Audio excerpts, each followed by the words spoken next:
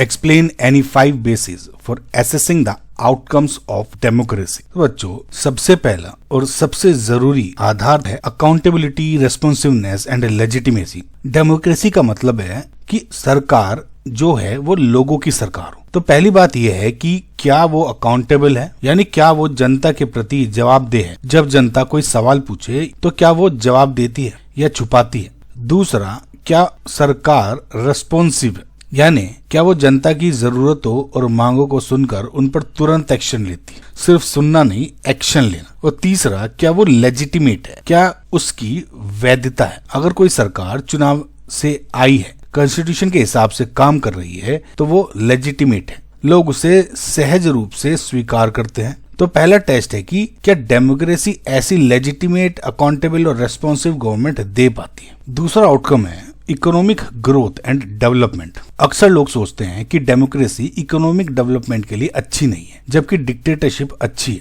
ये गलत है। हम एसेस करते हैं कि क्या डेमोक्रेटिक रेजिम में गरीबी कम हुई है, क्या आर्थिक विकास की रफ्तार ठीक है, क्या डेवलपमेंट सब लोगों तक पहुंच रहा है या सिर्फ कुछ लोगों तक। डेमोक्रेसी से ये उम्मीद की जाती है कि वो सबको साथ लेकर आर्थिक विकास करेगी। हम देखते हैं कि क्या पुअर और रिच के बीच का फैसला कम हुआ या बढ़ गया है। डेवलपमेंट का फायदा सबको मिलना चाहिए।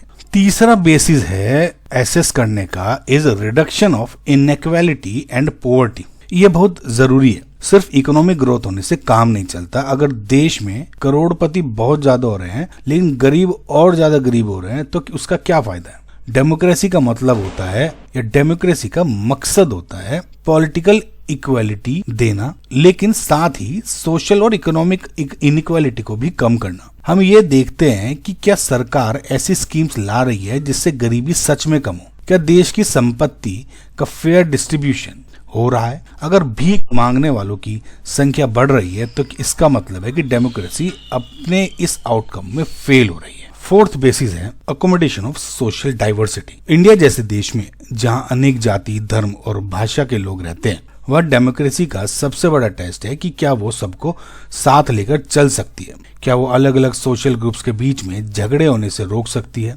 डेमोक्रेसी ये गारंटी देती है कि मेजोरिटी हमेशा माइनॉरिटी पर हावी नहीं होगी, सबको अपनी बात रखने का मौका मिलेगा। हम देखते हैं कि क्या सोशल हार्मनी बनी हुई है, क्या सभी ग्रुप्स को अपने ढंग से जीने का अधिकार मिल रहा है। अगर दंगे हो रहे हैं तो इसका मतलब है कि डेमोक्रेसी इस फील्ड में अच्छे से काम नहीं कर रही है। फिफ्थ बेसिस है dignity and freedom of the citizens.